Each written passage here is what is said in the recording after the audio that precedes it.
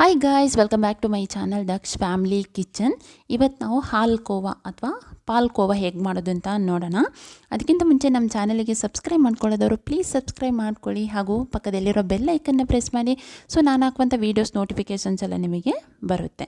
ಇದಕ್ಕೆ ಇವಾಗ ಬೇಕಾದಂಥ ಇಂಗ್ರೀಡಿಯೆಂಟ್ಸ್ ನೋಡುವ. ಇಲ್ಲಿ ನಾನು ಮೈದಾ 2 ಕಪ್ಪಷ್ಟು ತೊಗೊಂಡಿದ್ದೀನಿ, ತುಪ್ಪ 1 ಕಪ್ಪು, ಶುಗರ್ ಪೌಡರ್ 1 ಕಪ್ಪು, ಆಮೇಲೆ ಏಲಕ್ಕಿ ಹುಡಿ ಅರ್ಧ ಟೀ ಸ್ಪೂನ್. ಸೊ ಬನ್ನಿ ಇವಾಗ ಹೇಗೆ ಮಾಡೋದು ಅಂತ ನೋಡೋಣ. ಫಸ್ಟ್ ಒಂದು ಪ್ಯಾನ್ ತಗೊಂಡಿದ್ದಕ್ಕೆ 1 ಕಪ್ಪಷ್ಟು ತುಪ್ಪ ಆ್ಯಡ್ ಮಾಡ್ಕೊಳ್ಳೋಣ. ಸೊ ತುಪ್ಪ ಚೆನ್ನಾಗಿ ಮೆಲ್ಟ್ ಆದಮೇಲೆ ನಾವು ಇವಾಗ ಮೈದಾ ಆ್ಯಡ್ ಮಾಡ್ಕೊಳ್ಳೋಣ.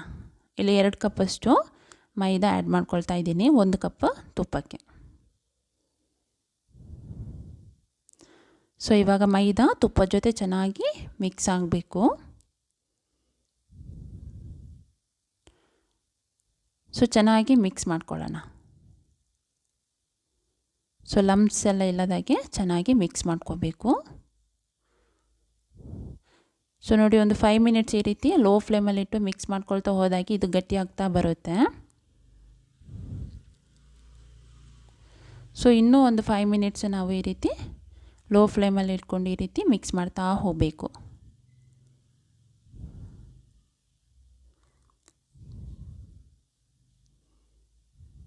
ನೋಡಿ, ಈ ರೀತಿ ಮಿಕ್ಸ್ ಮಾಡ್ತಾ ಹೋದಾಗೆ ಇವಾಗ ತುಂಬ ಲೂಸಾಗಿ ಬರ್ತಾ ಇದೆ.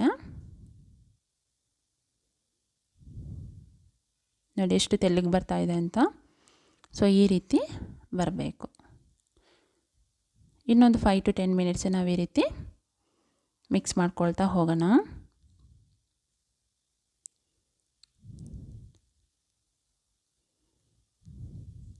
ಸೊ ನೋಡಿ, ಇವಾಗ ಆಲ್ಮೋಸ್ಟ್ ರೆಡಿಯಾಗಿದೆ. ಇವಾಗ ನಾವು ಗ್ಯಾಸ್ ಆಫ್ ಮಾಡ್ಕೊಳ್ಳೋಣ.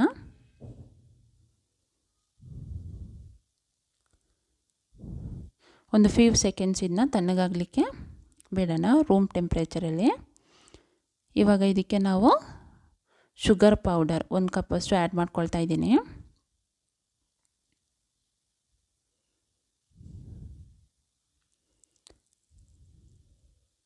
ಏಲಕ್ಕಿ ಹುಡಿ 1/2 ಟೀ ಸ್ಪೂನ್. ಇವಾಗ ಚೆನ್ನಾಗಿ ಮಿಕ್ಸ್ ಮಾಡ್ಕೊಳ್ಳೋಣ.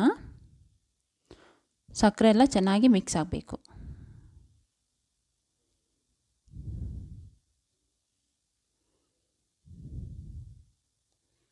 ಸೊ ನೋಡಿ, ಚೆನ್ನಾಗಿ ಮಿಕ್ಸ್ ಆಗಿದೆ. ಇವಾಗ ಯಾವುದಾದ್ರೂ ಒಂದು ಮೋಲ್ಡ್ ತಗೊಂಡು ಅದರಲ್ಲಿ ಹಾಕ್ಕೊಳ್ಳೋಣ. ನಾನಿಲ್ಲಿ ಬಟರ್ ಪೇಪರ್ ಇಟ್ಕೊಂಡಿದ್ದೀನಿ.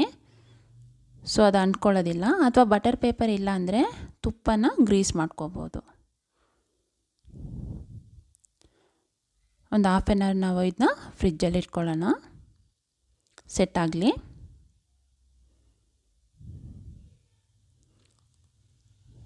ನೋಡಿ, ರೆಡಿಯಾಗಿದೆ.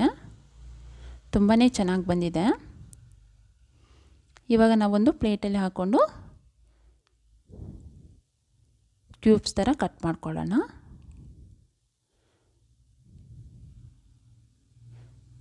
ನಾವೆಲ್ಲ ಸಣ್ಣ ವಯಸ್ಸಲ್ಲಿ ಆಲ್ಮೋಸ್ಟ್ ತುಂಬಾ ತಿಂದಿರ್ತೀವಿ. ಸೊ ತುಂಬಾ ಲೆಸ್ ಇಂಗ್ರೀಡಿಯೆಂಟ್ಸಲ್ಲಿ ನಾವು ಆರಾಮಾಗಿ ಮನೇಲೇ ಮಾಡ್ಕೋಬೋದು. ಸೊ ನಿಮ್ಮ ಮನೇಲಿ ಮಕ್ಕಳು ಯಾರಾದರೂ ಇದ್ದರೆ ಅವರಿಗೂ ಮಾಡಿಕೊಡಿ, ತುಂಬಾ ಇಷ್ಟಪಟ್ಟು ತಿಂತಾರೆ. ಸೊ ಈ ರೀತಿ ಕ್ಯೂಬ್ಸ್ ಥರ ಕಟ್ ಮಾಡ್ಕೊಳ್ಳೋಣ.